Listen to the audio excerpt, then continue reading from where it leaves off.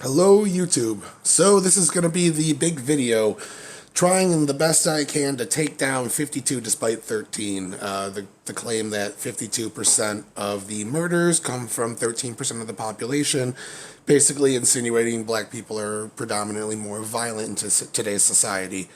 And some fair takes I want to go over, and then there's some hyperbole I want to kind of shoo away from. This video is going to be kind of going after the right-wing people giving this narrative. I'm going to go after some right-wing stances and talking points. I'm going to take down the single-factor argument of just comparing races one-to-one and only accounting for the variable of crime and nothing else.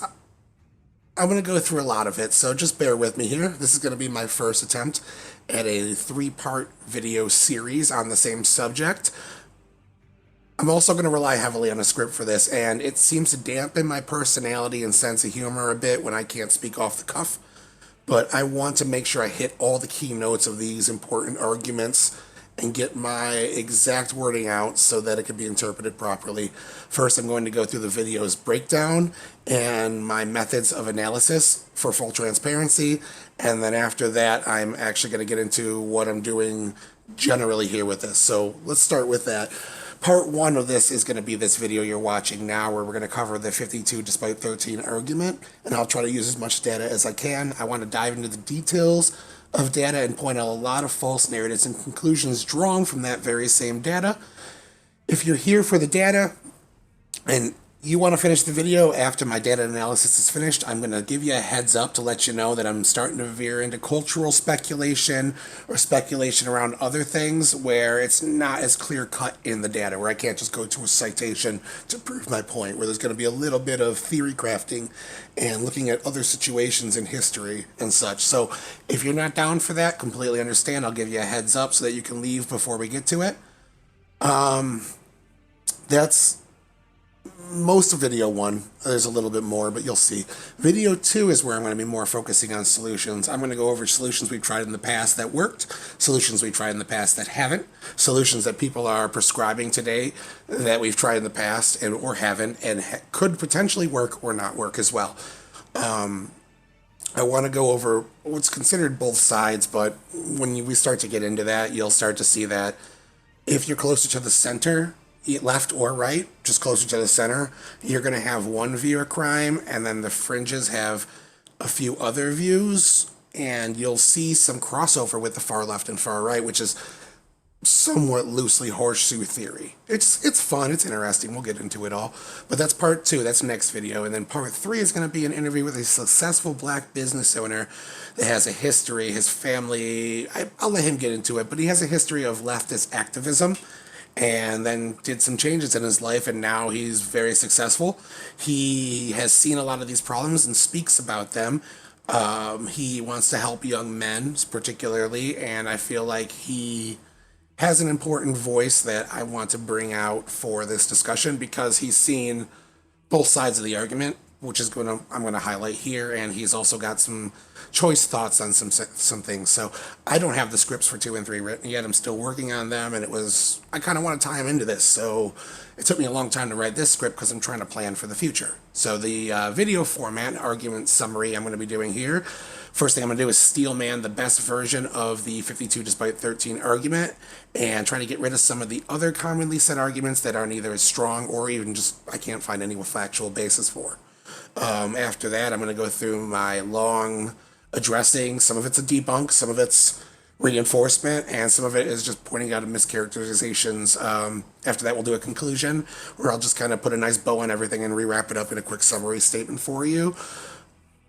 And so let's move into the introduction. So this is important to note that the United States murder rate is generally pretty low in the United States and compared to the United States of old, especially in recent history. If you look at the 90s, our murder rate, even with this current spike we're seeing, 2021, 2022, is still substantially lower per capita than it was in the 90s.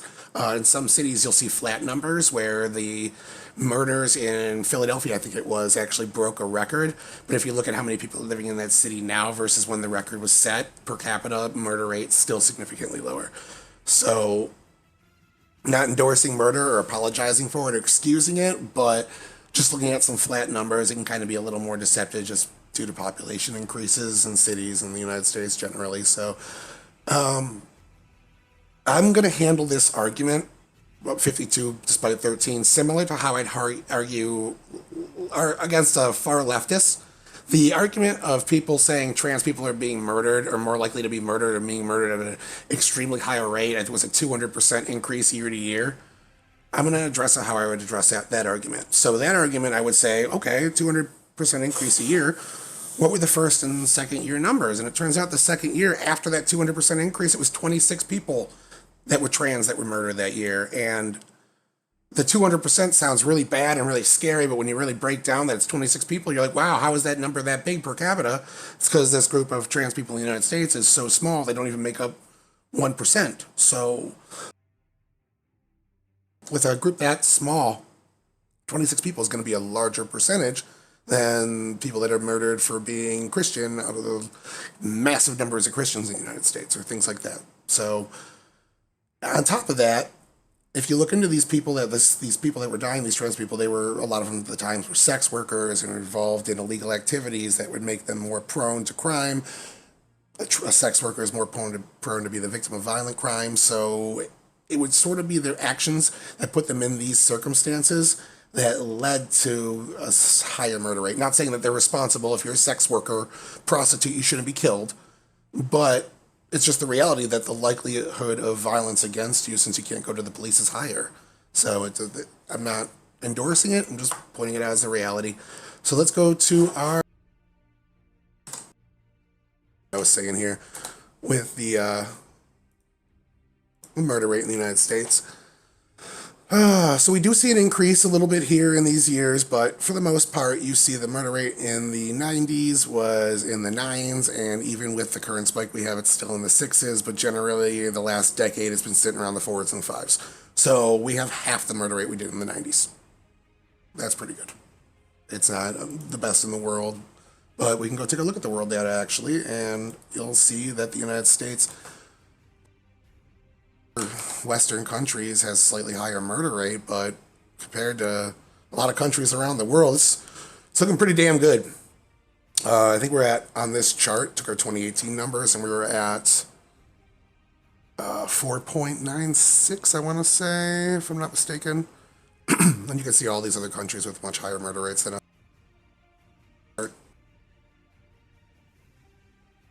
So you can see that there's some pretty dangerous countries out there in terms of murder rate. Ours is not necessarily that high generally. So we're kind of arguing about numbers that we've already started taking care of a little bit, but we're going to get into that a little later. First, I want to steelman the argument.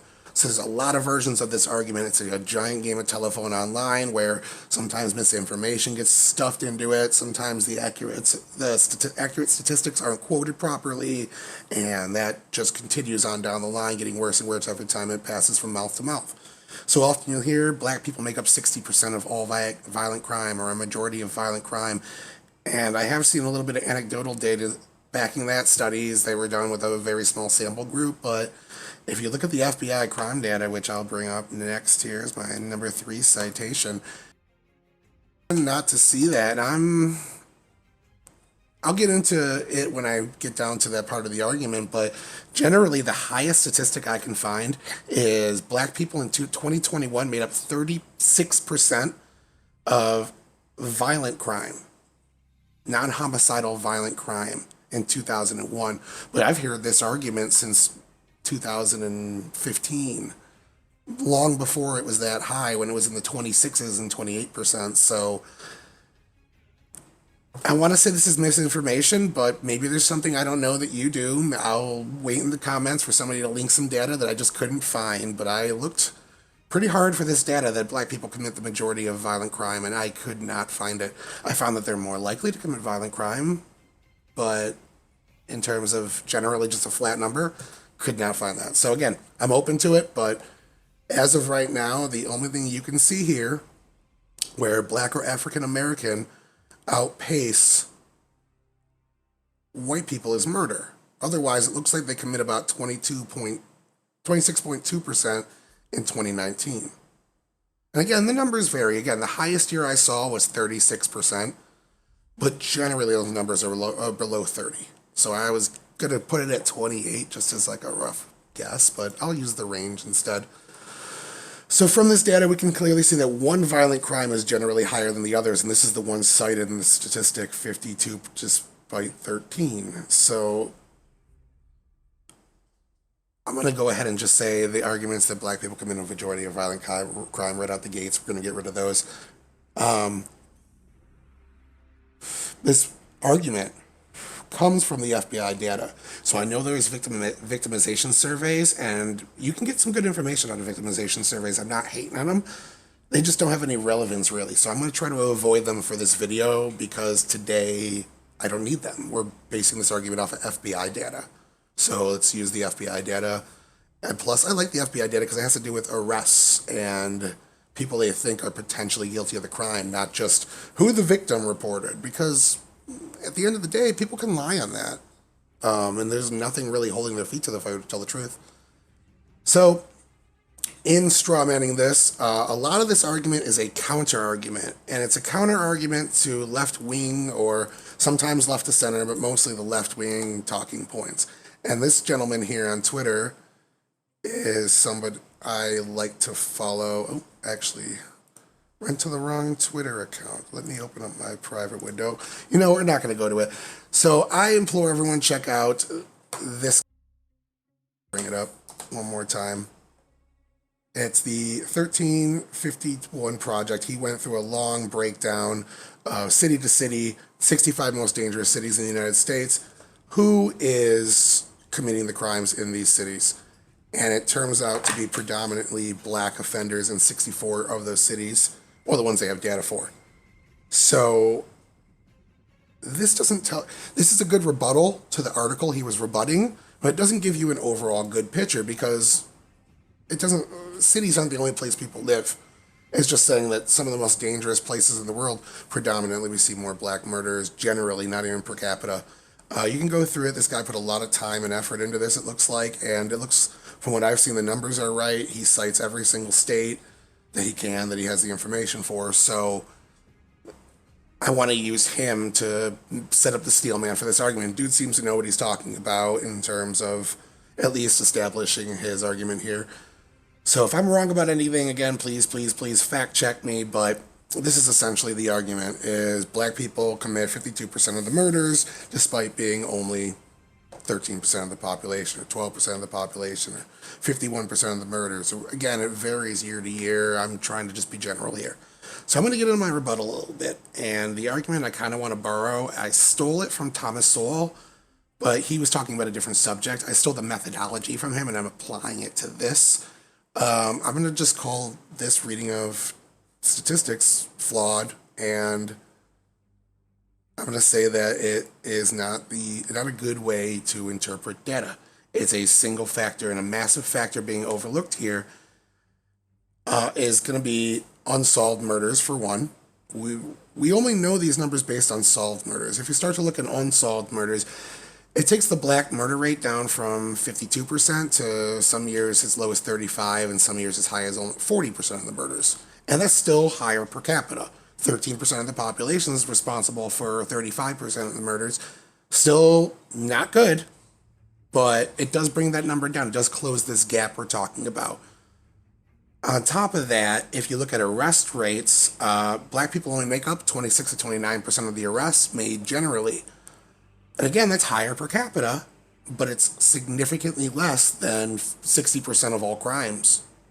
So I just want to dispel a lot of these bad narratives and focus on the one.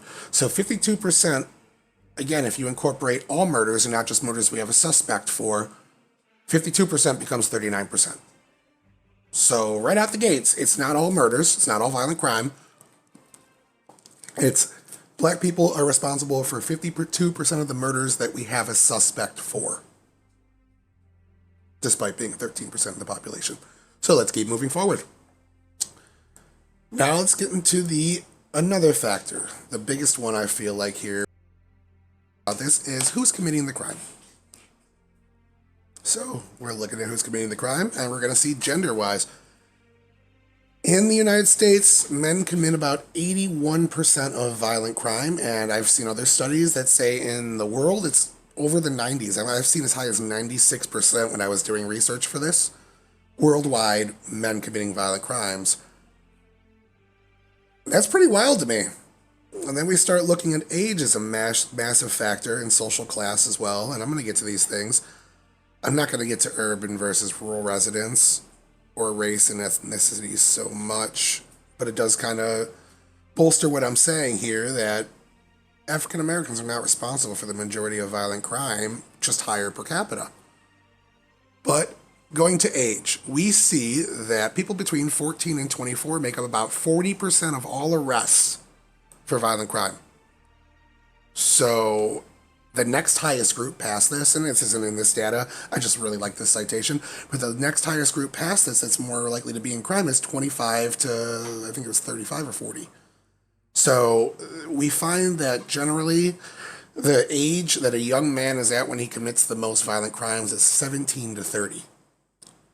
So when I look at that, I see, okay, if men 17 to 30 are more likely to commit crime, any group in the United States, racial or religious or anything, any group in the United States with more men, with a higher percentage of men between 17 and 30 in it, is going to be more likely to see violent crime than any group with less. That's pretty safe to assume based off of just age.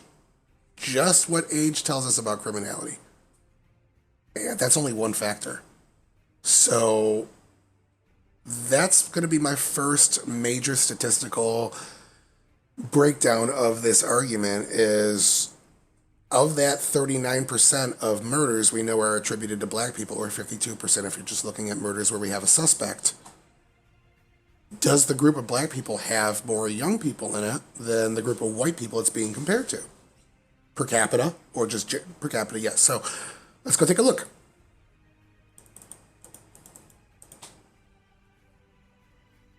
The million black people in the United States, we're going to take a look at their breakdown of population. And as you can see, they are steadily rising, only rising in percentage about 1% over the last few decades. But the largest groups of black people in the United States are, as you can see here, it tapers off larger and larger. Now, almost everybody looks like that. Absolutely.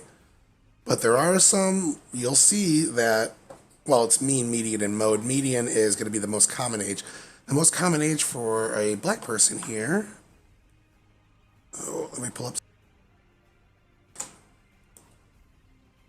These are just general numbers based off of census data. I'm gonna dig into the numbers in a second here. But median age, you'll see the most common age for whites is 58, and for blacks it's 27. Meaning we see the most common age for blacks being right in that group. And it spikes there too, but right about here is where you see crime for everybody. Now, the majority of crime, violent crime and otherwise, is still white people. But they're also the majority of the United States. It's just per capita, they're not committing crimes as much. So I just want to keep pointing this out, that line that black people are responsible for a majority of crime in the United States is not true, violent or otherwise. It's just the murder rate, just murder and the manslaughter. So let's actually go through the birth numbers a little bit here, because these tell us a lot, but they don't really give us the exact numbers by race.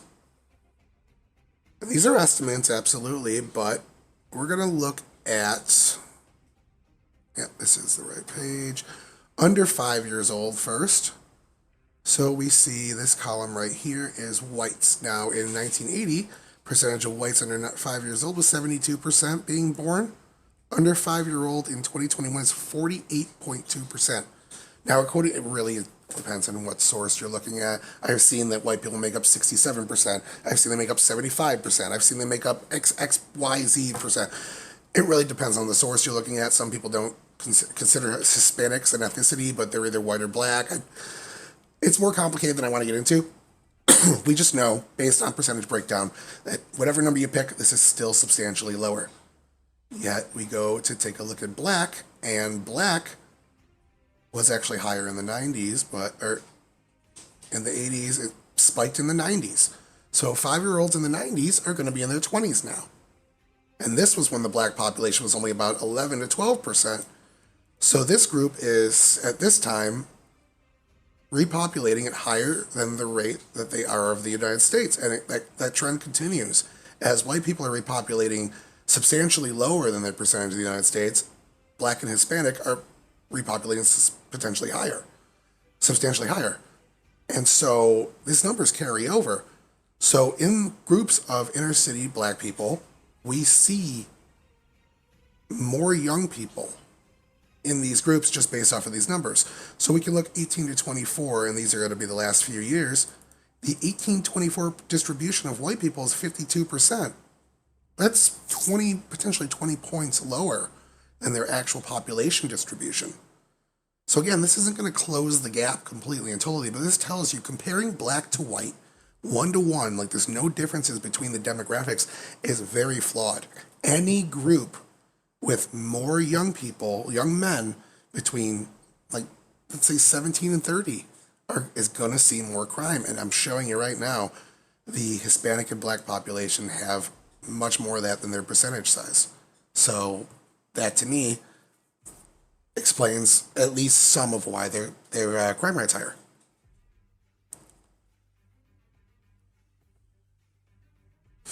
Now, black people do roughly commit about 20, I think it's 28 to 36% of the violent crime, and make up about 13% of the population. But I think that this data here does a good job to dispel that single factor argument of crime. I think this is a sufficient counter argument to say if you don't incorporate age, you're making the problem look significantly worse than it actually is. I think a lot of this is, as I said in the beginning, I think our murder rate in the United States is half of what it was 20 years ago, and a lot of this is trying to make things seem worse than they really are.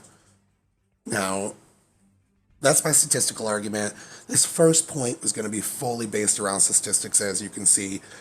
We just have a higher representation of young people in minority groups, thus those minority groups are prone to have more crime. But they're also prone for other things, and these kind of pan out in the data as well. Higher car insurance, lower credit scores, higher loan payments, less likelihood to have a heart attack generally. Things like that you see generally pan out in younger demographics versus older ones because all these age trends carry over. So again, it's very flawed to compare two racial demographics without taking into account the age of those racial demographics. And there's definitely other things, and we're going to get into those. So now I'm going to go over some of the other cultural arguments, and some of these get a little into theory crafting. If you just wanted the statistical data, this is going to be the best statistical argument. Poverty, I'm going to get into statistics a lot as well, but there is a little theory crafting behind my poverty argument. So just be warned, it's not going to be 100% data driven from now on. I'm going to slowly veer into my weaker arguments, and as I get into my weaker arguments, there's going to be less and less data on each one. So poverty is a tricky one because poverty causes crime due to a lack of something to lose. It's not the Aladdin theory, and I enjoy the Aladdin theory. I have a good laugh at it every now and then, but it's not that they're hungry and just looking for food. It's that if you don't have something, a good job that you're worried about losing, or a nice car that you have to pay for, and if you don't have your job, you're going to lose it, etc., then you're free to kind of do things in society that societal consequences wouldn't matter for you as much for. Being a criminal is one of them. Why not risk it? If you don't have any money, why not risk it? Live the black market life and make a lot more money easier. And I'm going to dive into a couple things like the cycle of poverty a little bit here. Actually, let's get into that right now because there's a right way of talking point. It really bothers me. I'm going to take it down here in a second. It's about poverty causing crime or not causing crime. So this is going to be a study that poverty greatly contributes to crime, and I linked it so that you can see it if you want to go through it. I'm not going to. I'm going to go off the premise that you're a fair-minded person that's done the research on this, but I also want to link a study here because this is also important and true that also causes poverty. And both of these things are true. And it's if crime is in an area, people have everything stolen from their store. Those stores close up because they can't afford to do business, or they just don't want to get stolen from. So they move elsewhere, and there's less job opportunities, et cetera, et cetera. I'm assuming you know this argument as well. I'm not going to dive deep into that. But these things do seem to conflict in a way.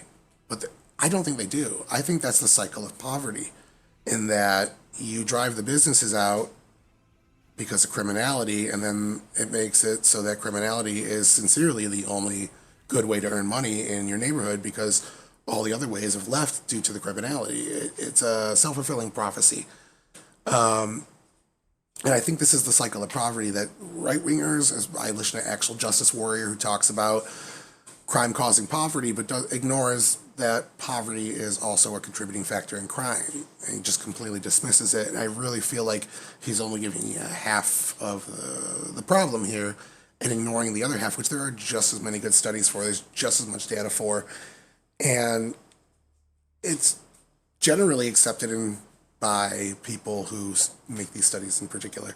Now, again, this is from 1986, but I don't think that matters. I'm just giving you some examples, so if you don't know these arguments and you want a better in-depth dive, you can get it. If you find a 2022 version of this argument, it's going to say basically the same things. So we're going to dive deeper into poverty right now. What is poverty in the United States? It's a certain line you reach in terms of income and how many people are in it. Well, we see about 10 to 12% of people are in poverty, and as according to 2020, about 37.2 million people were in poverty, or 11.4% of the United States, according to the Census Bureau. And some of those people in poverty are going to be considered the working, have jobs that either the cost of living in their area or the job not paying enough has put them in a position where they're in poverty rates, but they're actually working still. And as you can see here, it's a small percentage of the labor force, but it's still a percentage of the labor force. So, I mean, the working poor rate of these individuals is pretty small and shrinking, but it's still there. And wages going up does help this. This is a chart showing you the working poor rate. These are people that are in poverty again, but are actually working. They're just not making enough money to not be above the poverty line. And it's African American men, Hispanic men, and again, you see these are the two demographics that are in their 20s. So I'm going to go into that a little bit more with the poverty stuff. So if you look for economic data, I didn't include the study here because I don't think anyone's going to dispute it, but 54% of people see poverty for at least 1 year, but only 11% are in poverty at any given time. And kind of think like, poverty, how are not more people in poverty at once? Well, it's because it's only 1 year. We base this off of economic data. Now, this is AIE, and conservatives watching this that aren't going to like this should know this is a right-wing source. They use economic data, and that's why I picked it, but this is a right-wing source. So it shows that in the United States, even though 54% of people see poverty for at least a year, 73% make it to the top 20% for at least a year. Now, what is a giant factor in being in poverty versus making it to the top 20%? It's age, marketable skills, and work experience, which both correlate directly with age. So it's age. Age is a massive factor. So younger demographics are going to see lower income because they have lower work experience, they have lower skills that they can market. It's just always going to carry back to that statistic a little bit because they're a younger demographic. You cannot compare them one-to-one. Now, I will say this. I don't think that just because the black demographic's older, it makes up for the fact that about 16 to 17% of black people are in poverty in the United States, about 6% higher than the average. I don't think that age closes that gap fully. I think there's other factors, and one of them is generational poverty that I'm going to get into as well.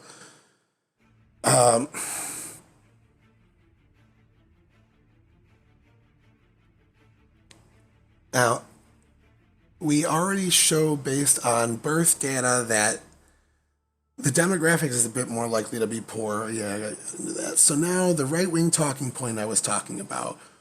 Why don't we see crime in some of the most poor communities in the United States, which are white? Appalachia, for instance, is more poor than most inner city communities due to the coal industry being uprooted by last generation's climate change movement. So the reason why is they haven't been poor long enough. They're not in generational poverty. Now, falling on hard times is something every American goes through. 54% see poverty. So if you fall on hard times, you don't necessarily hate the system for it, especially if you had some great times for several decades before that, as coal miners did. So now that these coal mining communities are devastated by new energy policy and seeing some of the poorest income year to year, we don't see the same level of criminality out of them. And that's because, again, it's just a new phenomenon for them. I predict if you give this generation 20, 30 more years, you're going to see the same level of criminality out of Appalachia, then maybe not the same, but rising levels of criminality out of Appalachia that you see in the inner cities. And this goes back in time. You see with Irish immigrants and Italian immigrants, when they came here, they were ostracized a bit. They had hard times finding places to live, places to work, etc., etc. And each one of these started an underground crime element. Each one of them did. Like, it seems to be the alternative that an underground crime element will spring up if people don't feel as though they have enough opportunity to move forward in the right way. Which again goes back to the proven theory of if they have something to lose, people are less likely to be criminals. And we see that with capitalism being spread all over the world. Violent crime generally goes down when a country embraces capitalist democracy and the country's net worth goes up and per capita income goes up. You see criminality go down, people get treated better, human rights, etc. All these things spring up. So now, here are some solutions that we have tried to implement to work against poverty and their results. To keep pushing to the other side of the argument that poverty is a factor in more criminality. Oh, these are basically my citations here. Push back against poverty, criminality, biggest own home. So, evidence here suggests that access to healthcare reduces crime.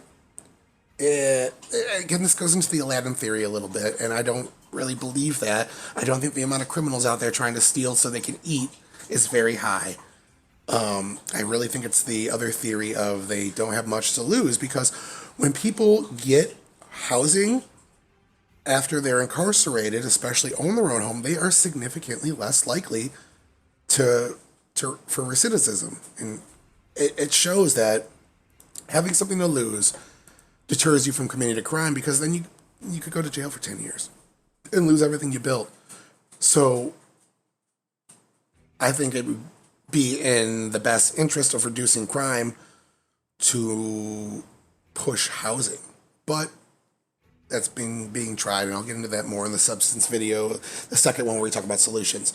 Now, another point I want to hit on here is when we were talking about the small group of the black demographic, the vast majority of the black demographic is middle class or up. Here's my site.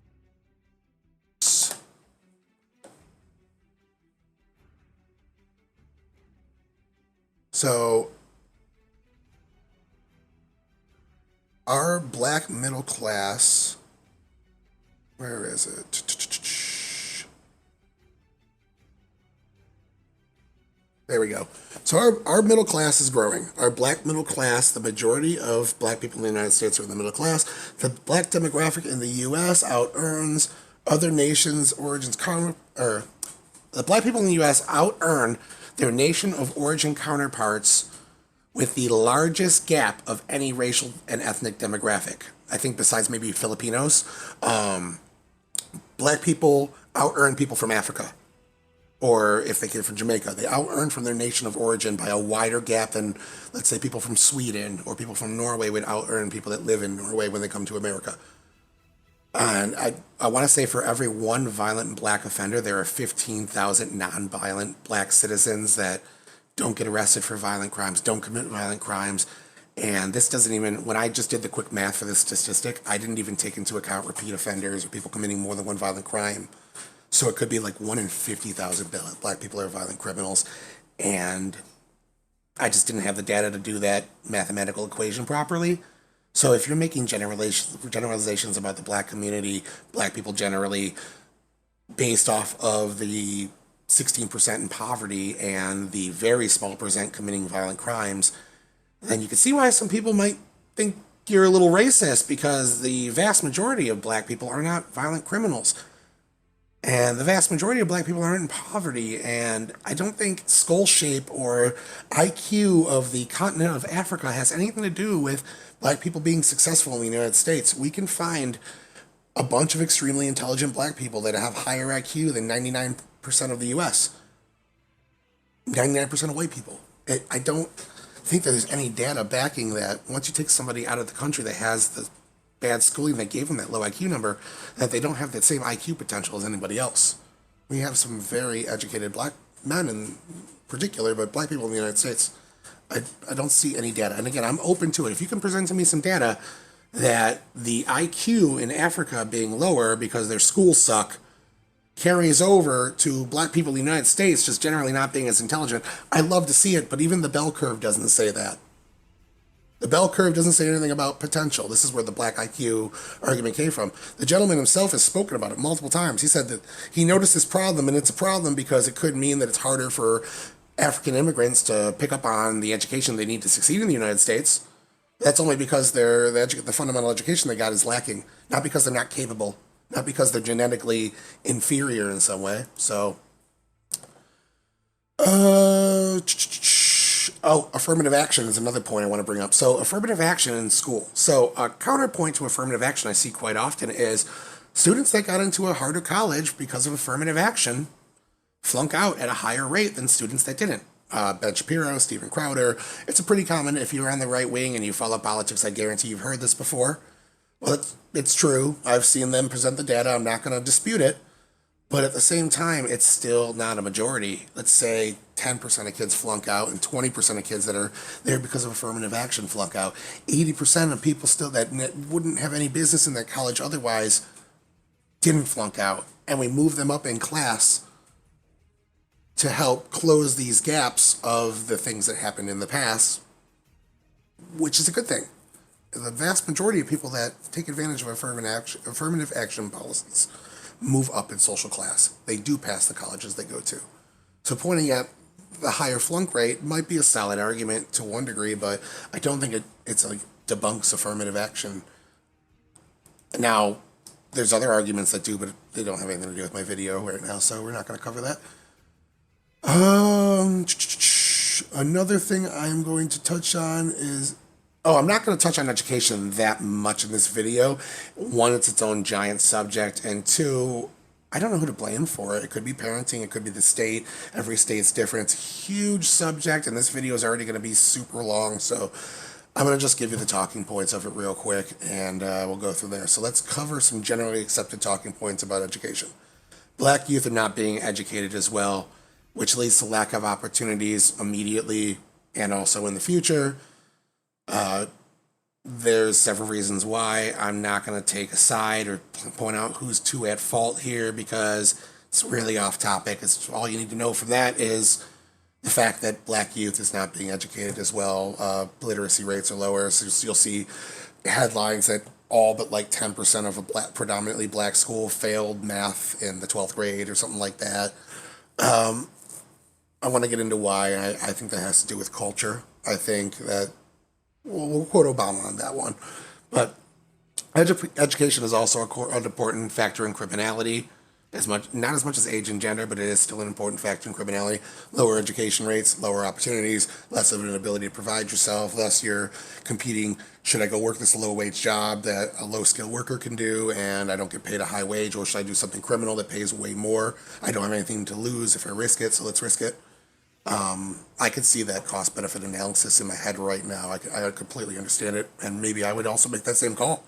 If I didn't have anything to lose and I could make triple the money selling drugs, why not sell drugs? Now, I get that there's a big argument about how these schools have made pushes lately to actually give more funding where the property tax is lower and schools aren't being funded.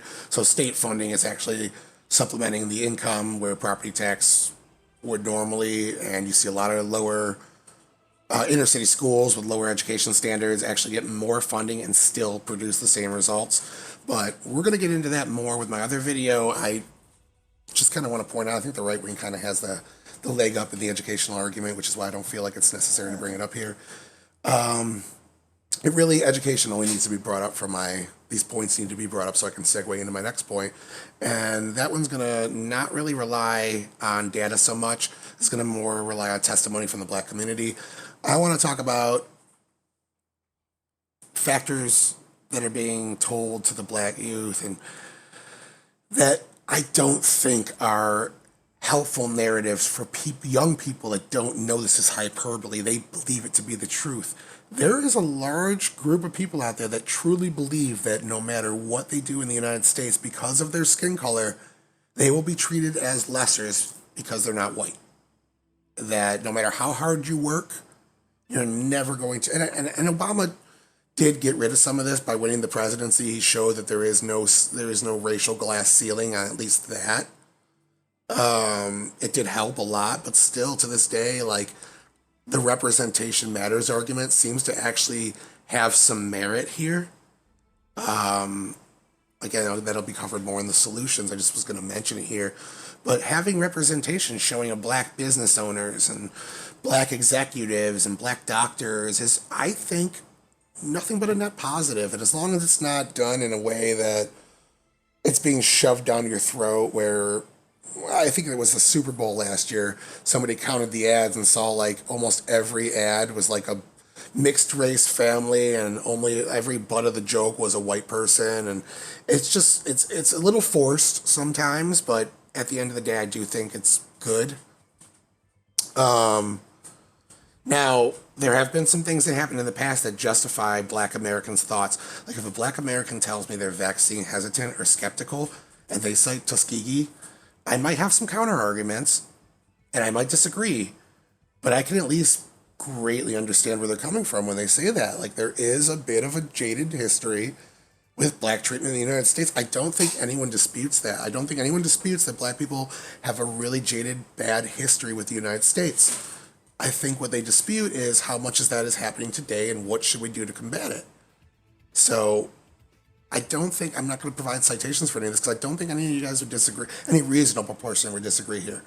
So I'm also going to talk about the acting to white narrative and the cultural push that criminality is cool and rap music, essentially. I'm going to get into there that there's a subsection of rap music that talks about being a drug dealer, criminal, and kind of a overall detriment to society because otherwise you're a sucker. And kind of what I was talking about before, but this is a way for people to push a social movement in order to, they're just seeking profit. I have no problem with capitalist rappers going out and saying things that people want to hear to make money. I go for it. You do you. But I do think that there is a little bit of damage to the culture from it. For instance, we see in Oakland now every couple of weekends in a row, I don't know if it's still going on, but teens are just violently rioting for no reason and burning cars and wrecking buildings and just having fun, filming it, putting it online. And I think the midnight basketball argument isn't going to solve this, but I do think it does hit on some points that we have to give the youth something to do. I would argue more for social clubs, bringing back social clubs. Like my uncle used to go down to the Falcons Club and have wings every Wednesday.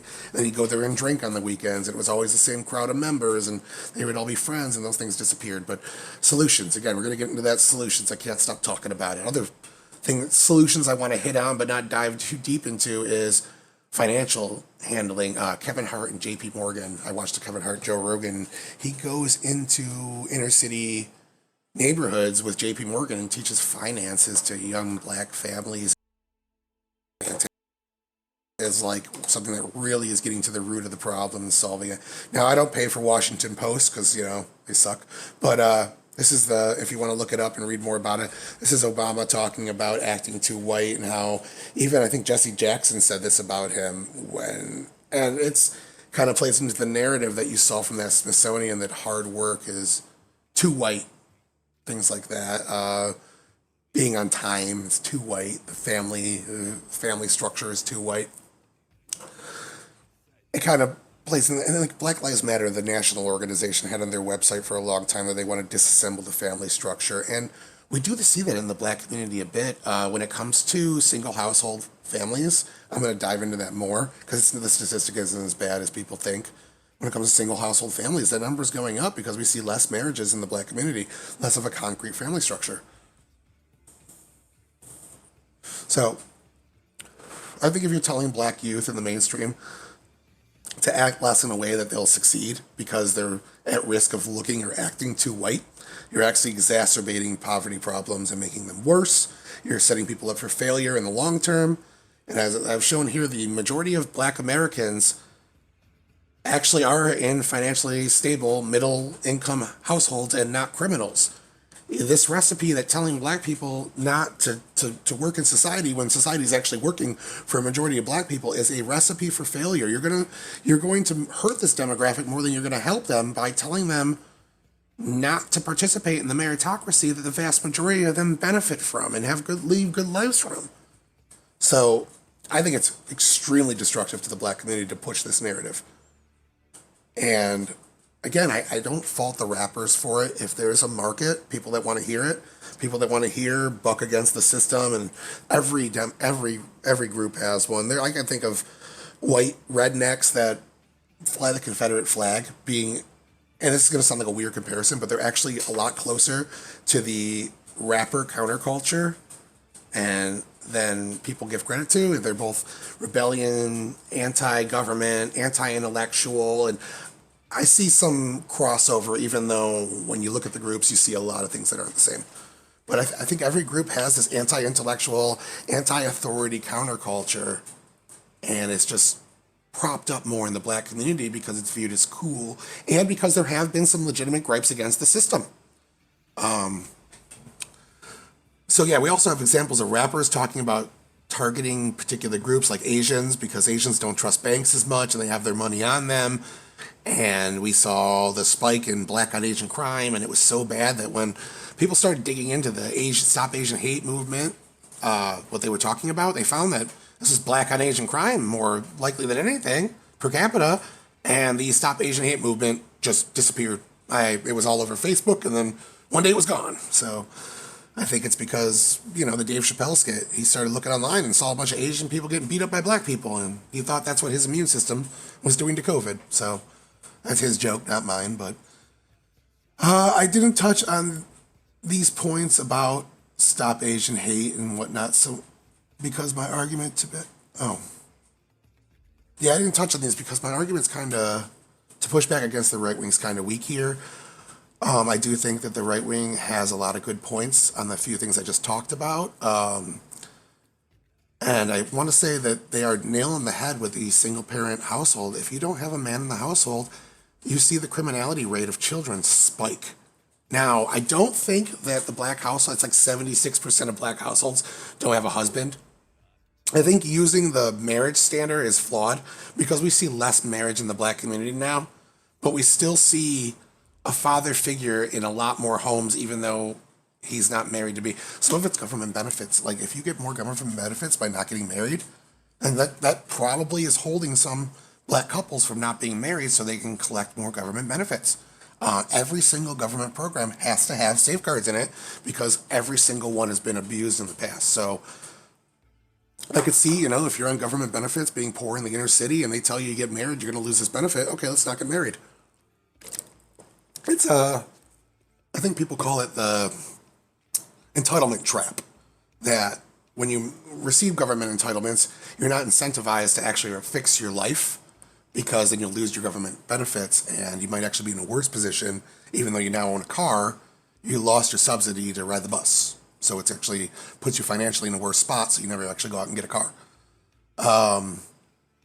So yeah, that's covering those points. And again, the GOP hits on those pretty hard. So I'm just covering here to say that the GOP actually has some solid arguments here. So you can't completely discredit them on this, even if they do over exaggerate with the statistics they use to start this argument off.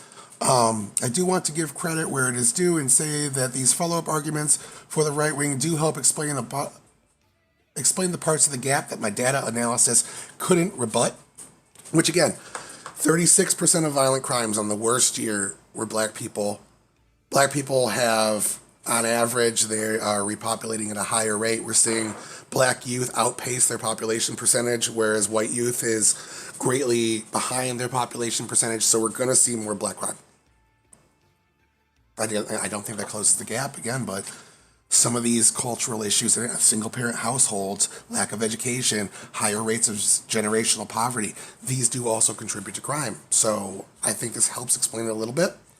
I'm not excusing anyone's actions.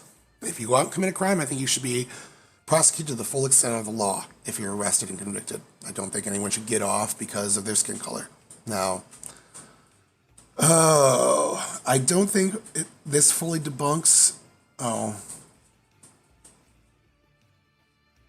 yeah, again, I don't think age fully really debunks everything I'm saying here, but it is a huge factor that takes the right wing argument down a few pegs here. The 52 despite 13 argument down several pegs. It makes it much, much, much weaker than it originally sounds out when you cite that statistic. But that being said, I can't fully debunk the argument and keep my integrity intact. There are some right wing talking points on this that are correct. And I get that crazy leftists online will call you racist for pointing these points out. And that makes it so that you don't want to hear any of their pushback because the bad faith calls for racism. I get that. But including the other side's argument and trying to better your argument by using their correct points helps you come to these conclusions that I came to just from some research. I really think that you should find some good faith leftists that aren't just going to smear you as a racist and try to argue against them because I feel like a lot of the arguments around this are super flawed. But if you made it this far, thanks for listening. Leave a comment, subscribe, like, do all that fun stuff. This video is 52 minutes, so if you made it this far, you're a goddamn trooper. I hope to see you for part 2. I found a really fun article that I'm going to debunk. This one's actually a left-wing article. I'm going to get more into some of the left-wing policies in part 2. So right-wingers, if you feel singled out, you'll enjoy part 2 a bit more. Otherwise, I hope everyone had a good time and see you in the next one.